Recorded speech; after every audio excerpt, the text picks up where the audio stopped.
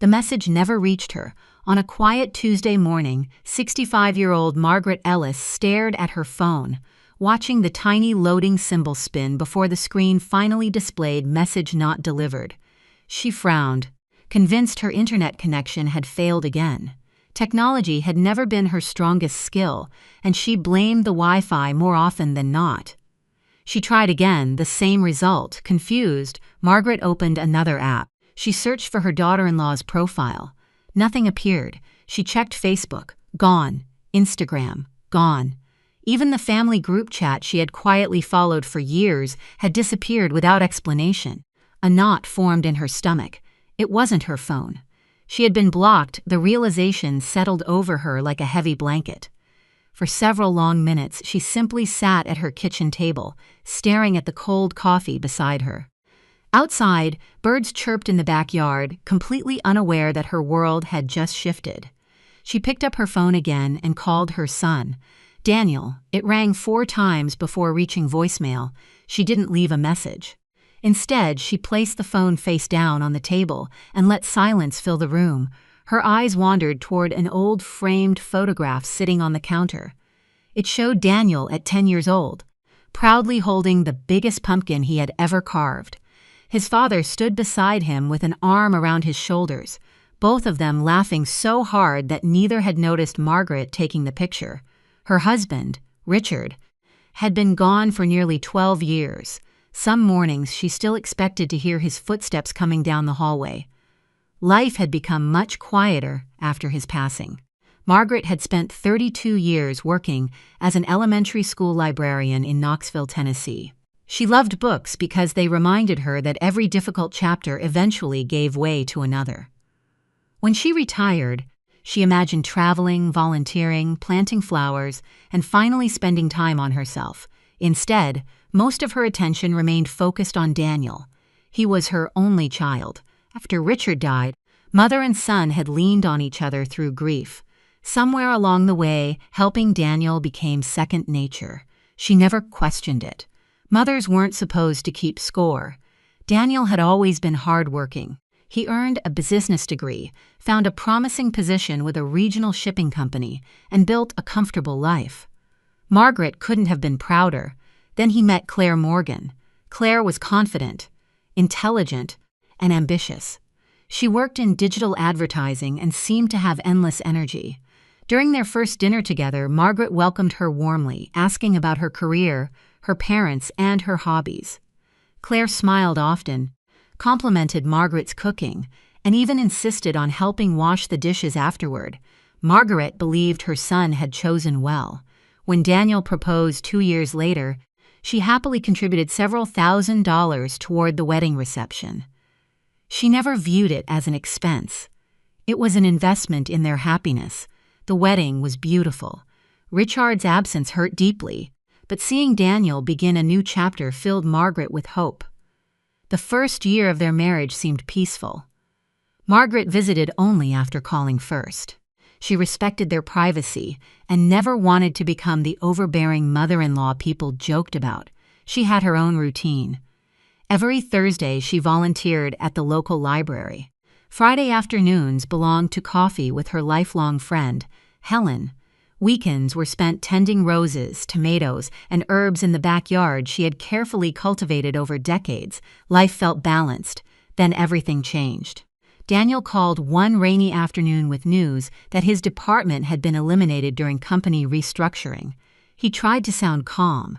He failed. Margaret recognized the fear in his voice immediately. "You'll find something," she assured him.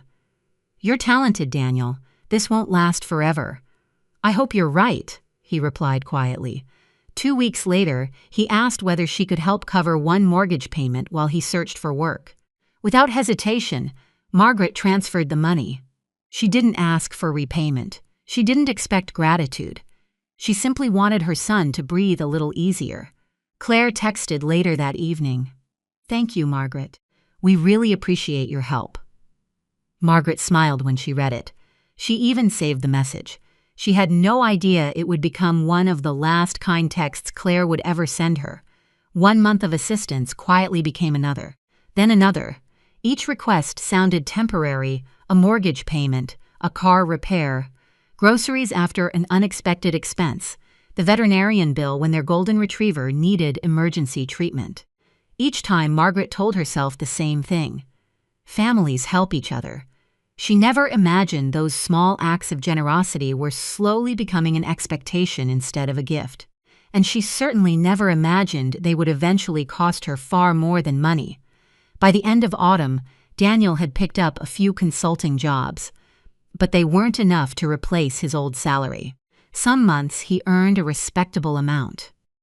Other months there was barely enough to keep up with the bills. Margaret understood uncertainty. Life had taught her that even responsible people could stumble when circumstances changed. That belief kept her saying yes. Whenever Daniel called, she listened patiently before quietly transferring whatever amount he needed. Sometimes it was for the mortgage. Other times it was utility bills, groceries, or insurance payments. She never demanded explanations because she trusted her son. Months passed before she noticed a pattern. Daniel almost never called simply to chat anymore. Their conversations began warmly enough. "Hi, Mom. How are you?" "I'm doing well. How about you?" After 2 or 3 minutes, the conversation always drifted toward money. "There's just one problem. We're a little short. Could you help us this month?" Margaret never complained. After hanging up, she always convinced herself things would improve soon. Meanwhile, Claire announced she had resigned from her marketing position. According to Daniel, she was exhausted and wanted time to figure out what she truly wanted to do. Margaret sympathized. Mental health mattered. Everyone deserved a chance to recover from burnout. Still, she couldn't ignore the quiet question forming in the back of her mind. If neither of them had a steady income, how long could this arrangement continue? She kept those thoughts to herself. Christmas arrived. Margaret invited Daniel and Claire for dinner. They accepted, though Claire spent much of the evening checking her phone. Daniel seemed distracted, constantly discussing interviews and freelance projects. Margaret tried to keep the atmosphere cheerful. She served Richard's favorite roast recipe, baked homemade pies, and even wrapped several thoughtful gifts.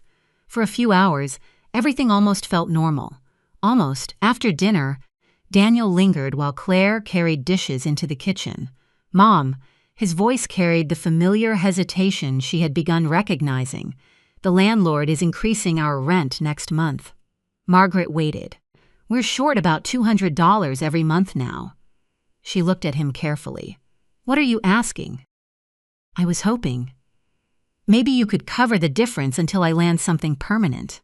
Margaret didn't answer immediately. That evening, after they left, she opened her banking app. For the first time, she added everything together: mortgage assistance, car repairs, veterinary expenses, insurance, groceries, emergency transfers, holiday expenses, wedding contribution. She checked the numbers twice because she thought she'd made a mistake. She hadn't. During the previous year alone, she had spent nearly $25,000 supporting Daniel and Claire. Margaret leaned back in her chair. The amount wasn't enough to ruin her financially. Her pension remained secure. She had savings. But seeing the total written on the screen changed something inside her, not because of the money. Because she suddenly realized she couldn't remember the last time either of them had asked how she was doing before asking for help. The next afternoon, Helen stopped by for coffee. Margaret almost never discussed family problems. But this time she quietly slid the notebook across the table. Helen studied the figures silently. Finally, she looked up. "Margaret, did they know how much you've given?" "I don't think so." "Do you?" Margaret hesitated. "I didn't until yesterday." Helen reached across the table and gently squeezed her friend's hand. Helping someone through a crisis is kindness. She paused. Keeping them from facing reality isn't. Those words lingered in Margaret's mind for days. She wasn't angry. Not yet. Mostly she felt tired. Tired of pretending every request was temporary. Tired of convincing herself that next month would finally be different. In early March, Daniel called again. His tone sounded hopeful. "Good news. I've got several interviews lined up." Margaret smiled. "That's wonderful. But there it was again. The rent increase starts next week. He explained that they needed another monthly contribution, only $200. It doesn't sound like much, Daniel said, but it would really help. Margaret closed her eyes for a moment. She loved her son more than anything. That hadn't changed. But something inside her finally whispered a truth she could no longer ignore. If she continued solving every financial problem, Daniel would never be forced to solve one himself. She took a slow breath. Daniel? Yes? I can't keep doing this. Silence. I've helped because I wanted to, she continued gently, but I think it's time for you and Claire to figure out another solution. More silence, then his voice became flat. So, that's it? It isn't about love. It feels like it. No, Margaret answered softly. It's about believing you're capable. Daniel ended the conversation less than a minute later. The following afternoon, Claire sent Margaret a message unlike any she had received before. It accused her of abandoning family during difficult times. It suggested she cared more about protecting her savings than helping the people she supposedly loved. Margaret read every word. Then she quietly placed her phone on the kitchen table. She typed several responses, deleted every one of them. Some arguments cannot be won because the other person has already decided the ending. 2 days later, Margaret discovered Claire had blocked her on every platform. Daniel never called to explain. The silence between them had officially begun. For the next 6 weeks, Margaret resisted the urge to pick up the phone. Every morning she glanced at Daniel's contact in her phone, wondering whether she should call first. Each day she decided against it. If he wanted to talk, he knew where to find her. Life outside the silence continued. She watered the flowers in her backyard. She volunteered every Thursday at the library, helping children discover books they were excited to read. Friday afternoons were still reserved for coffee with Helen, who never pushed Margaret to discuss family matters unless she brought them up herself. Little by little, Margaret noticed something unexpected. Her days felt lighter. The constant anxiety of waiting for the next financial emergency slowly disappeared. She no longer checked her phone every time it buzzed with the fear that another request was waiting on the other side. For the first time in years, she allowed herself to think about her own future. One Monday morning, she scheduled an appointment with her longtime attorney, David Reynolds. He had handled Richard's estate after his passing and had always spoken to Margaret with patience and respect. After exchanging greetings, he asked a simple question. "What brings you in today?" Margaret took a deep breath. "I think it's time I started planning the rest of my life." For nearly 2 hours, they reviewed everything: her savings, her retirement income, her investments, her will. David listened carefully as Margaret explained the financial help she had given Daniel over the past year. When she finished, he folded his hands.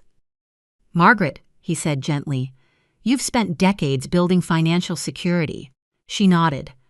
"You deserve to enjoy it." Those words struck her harder than she expected. Enjoy it. She couldn't remember the last time she'd thought about what she actually wanted. David pointed to another document. "There's something else." "What is it?" "This house." Margaret looked around his office thoughtfully. She had lived in the same 3-bedroom home for over 30 years. Every room carried memories. Richard painting the nursery before Daniel was born, birthday parties, Christmas mornings, graduation photographs. But now, 3 bedrooms, 1 person, a large yard that required endless maintenance. She quietly admitted something she'd been afraid to say aloud. "It's too much house." David smiled. "Then maybe it's time to find something that fits the life you're living now." The idea stayed with her all week. By Saturday, she contacted a local real estate agent. Within days, professional photographs had been taken. A for sale sign appeared in the front yard. Margaret watched from her kitchen window as strangers walked through the house, admiring hardwood floors, spacious bedrooms, and the beautiful garden Richard had once helped plant. Instead of sadness, she felt peace. She wasn't leaving memories behind. She was carrying them with her. Nearly 2 months after Claire blocked her, Margaret's phone finally rang. Daniel, her heart skipped. She answered immediately. "Hello." His voice sounded exhausted. "Mom, can we talk?" "Of course." He hesitated before continuing. "We're in trouble." Margaret listened quietly. Claire's freelance work had slowed. His consulting contracts had nearly disappeared. They had fallen behind on rent. The landlord had given them one final deadline before beginning eviction proceedings. "We need $5,400, Daniel admitted. "If we can pay it this week, we'll be okay." Margaret closed her eyes. Months earlier, she would have opened her banking app before the conversation even ended. This time was different. She had spent weeks thinking about this exact moment. Not with anger, not with resentment, with clarity. She spoke slowly. "I'm not going to be able to do that." Silence. Then Daniel whispered, "You're really going to let us lose our apartment?" His words pierced her heart. Every instinct inside her wanted to rescue him, to promise everything would be fine, to solve the problem the way mothers often do. Instead, she remembered Helen's words. Keeping someone from facing reality isn't kindness. Margaret took another steady breath. "I love you more than you'll ever know." "I don't feel it." "I know it probably doesn't feel that way today." "So that's it?" "No." She kept her voice calm. "I believe you're capable of finding a solution. You don't understand." "I think I do." Another long silence settled between them. Finally, she continued. "For more than a year, every difficult situation has ended with me writing a check. Maybe that's kept you from seeing just how strong you really are." Daniel didn't answer. "I'll always listen if you need someone to talk to," she said softly. "I'll always be your mother, but I can't keep solving financial problems that belong to you and Claire." A few seconds later, the line went dead. Daniel had hung up. Margaret slowly placed the phone back on the table. Her hands trembled, tears filled her eyes, not because she regretted what she'd said, because loving someone enough to stop rescuing them hurt more than she had ever imagined. That evening, she sat alone on her back porch, watching the sunset spread across the Tennessee sky. For the first time in months, she whispered something Richard used to say whenever life became difficult. "Doing the right thing isn't always the easiest thing." She smiled through her tears. This time, she finally understood exactly what he meant. Margaret barely slept that night. She replayed every word of her conversation with Daniel, wondering if she could have said something differently. Perhaps she could have softened her tone or found gentler words. But no matter how many times she revisited the moment, the answer remained the same. She had told him the truth. And sometimes the truth sounded harsh simply because people weren't ready to hear it. The following week, life continued moving forward. The realtor called with encouraging news. "We've received 3 offers," she said. Margaret smiled. "Already? The market is strong. I think you'll be very pleased." After reviewing each proposal carefully, she accepted one that exceeded her asking price. The closing was scheduled for the beginning of June. As she walked through each room preparing for the move, memories greeted her everywhere. Daniel's height marks were still penciled inside the hallway closet. Richard's old workbench remained in the garage, exactly where he had left it years before. The backyard garden, once filled with family barbecues and birthday celebrations, now stood peacefully beneath the warm spring sunshine. Margaret paused beside the kitchen window. This house had witnessed almost every important chapter of her life. Falling in love, marriage, motherhood, loss, hope. She quietly thanked it for carrying so many memories before turning away with a peaceful heart. A few weeks later, she moved into a comfortable 2-bedroom condominium across town. It wasn't large. It didn't need to be. The building overlooked a quiet park where children played every afternoon, and her balcony received just enough sunlight for flower pots and vegetable planters. Within days, bright red geraniums lined the railing beside 2 containers of tomatoes and fresh basil. For the first time in years, Margaret arranged her home exactly as she wanted. No spare bedroom waiting for guests who rarely visited. No oversized dining room that stayed empty most of the year. Everything felt manageable. Everything felt peaceful. Nearly a month passed without hearing from Daniel. Margaret never reached out. She kept the promise she had silently made to herself. If their relationship was going to heal, both sides would have to walk toward each other. Then one Saturday afternoon, Helen arrived carrying sandwiches and iced tea. The two friends sat on the balcony watching families stroll through the park. "You seem different," Helen observed. Margaret smiled. "In a good way?" "In the best way." Margaret laughed softly. "I finally realized something." "What?" "I spent years believing love meant fixing every problem." Helen nodded. "And now?" "Now I think love sometimes means trusting people enough to solve their own." Helen raised her glass. "That's wisdom." Margaret gently tapped her own glass against it. "Maybe it's just experience." Meanwhile, through a mutual family friend, Margaret occasionally heard small updates about Daniel and Claire.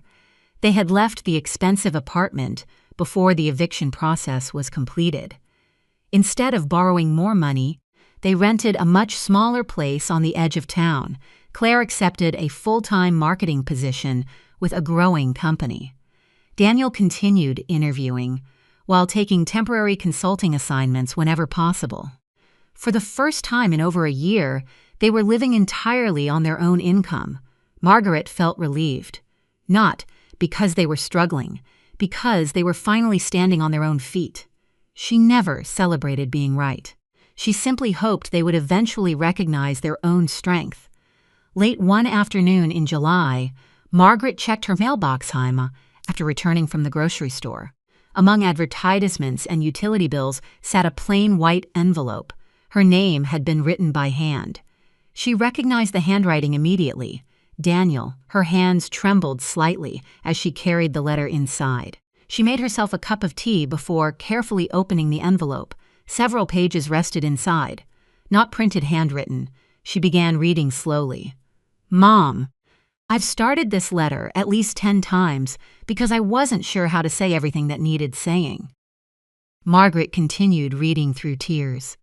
Daniel admitted that somewhere along the way he had stopped appreciating her generosity. What had once felt like an incredible gift had gradually become something he expected. He confessed that every time she rescued them, he convinced himself they needed just one more month, then another, then another. He also revealed something Margaret never expected. He had started seeing a therapist. During one session, the counselor asked him a simple question. "If your mother disappeared tomorrow, how would you solve your problems?" Daniel admitted. He had no answer. That realization shook him. The therapist encouraged him to rebuild his confidence instead of depending on someone else to rescue him. For the first time, Daniel saw the situation from his mother's perspective. Near the end of the letter, one sentence made Margaret stop reading for a moment. "You weren't abandoning me when you said no. You were finally treating me like the man I should have been acting like all along." Tears rolled quietly down her cheeks. Not tears of victory, tears of relief. She folded the letter carefully and held it against her heart. Months of silence had finally given both of them something endless conversations never could: perspective. Margaret placed Daniel's letter inside the top drawer of her desk, beside the last birthday card Richard had ever given her. She didn't answer immediately, not because she was angry, not because she wanted to make Daniel wait. She simply believed some words deserved careful thought before they were returned. For several days, she reread the letter every morning with her coffee. Each time she noticed something new. Not in Daniel's handwriting, but in herself. The hurt she had carried for months no longer felt as heavy. It hadn't disappeared. It had simply lost its power. One quiet afternoon, Margaret sat at her dining table with a sheet of stationery and her favorite fountain pen. She began writing. "Dear Daniel, thank you for your letter. It means more to me than I can put into words." She paused, choosing each sentence carefully. "Being your mother has always been the greatest privilege of my life. Nothing that happened over the past year has changed how deeply I love you. But love doesn't always look like saying yes. Sometimes it looks like believing someone is strong enough to stand on their own, even when they don't believe it themselves." She told him how proud she was that he had asked for professional help instead of pretending everything was fine. She praised him for accepting responsibility instead of making excuses. Most importantly, She reassured him that the door to her life had never been closed. It had simply needed healthier boundaries. At the end of the letter, she wrote one final sentence. "Whenever you're ready, you're welcome to come over for coffee. No expectations, no discussions about money. Just mother and son." She sealed the envelope and mailed it the next morning. 3 days later, her phone rang Daniel, this time when she answered. Neither of them spoke for several seconds. Finally, he whispered, "Hi, Mom." Margaret smiled. "Hello, sweetheart. I got your letter. I'm glad. I've missed you." Those 4 words carried more honesty than any apology could have. "I've missed you too," Margaret admitted. Their conversation lasted nearly an hour. They talked about ordinary things, the tomatoes growing on her balcony, a neighbor's energetic puppy, the new mystery novel Margaret had just finished. Daniel shared that he had accepted a full-time management position with a transportation company. The salary wasn't as high as his previous job, but it offered stability, and for the first time in a long while, he felt hopeful about the future. Claire had remained at her new marketing position as well. Together, they had created a strict budget, paid off several overdue bills, and even started a small emergency savings account. "It isn't much," Daniel said with a laugh, "but it's ours." Margaret couldn't have been happier. Several weeks later, Daniel asked if he could visit. When Saturday arrived, Margaret baked his favorite apple pie, just as she had done since he was a little boy. The knock on the door came precisely at 2 o'clock. When she opened it, Daniel stood there holding a bouquet of fresh sunflowers. For a moment, neither of them moved. Then Daniel stepped forward and wrapped his arms around his mother. "I'm sorry," he whispered. Margaret hugged him tightly. "I know." They stood there quietly, letting months of pain melt away without needing another explanation. Later that afternoon, they sat on the balcony, drinking iced tea while looking over the small park below. The conversation flowed naturally, not perfectly. Some wounds still needed time, but honesty had replaced resentment. That was enough. A few days later, Margaret received an unexpected phone call. It was Claire. Her voice sounded nervous. "I don't expect forgiveness overnight," Claire began. "I just wanted to tell you that I handled things badly." Margaret listened without interrupting. Claire admitted she had allowed stress, fear, and pride to cloud her judgment. Blocking Margaret had been immature, and she regretted letting anger control her actions. Margaret accepted the apology without pretending everything was instantly repaired. Trust, she knew, returned slowly. Like a garden after winter, it needed patience, care, and time. As summer faded into autumn, Margaret settled comfortably into her new life. Her balcony overflowed with flowers, herbs, and ripe tomatoes. Thursday afternoons were still spent at the library, helping children discover the joy of reading. Friday coffees with Helen remained a cherished tradition filled with laughter. Daniel visited every few weeks. Sometimes Claire joined him.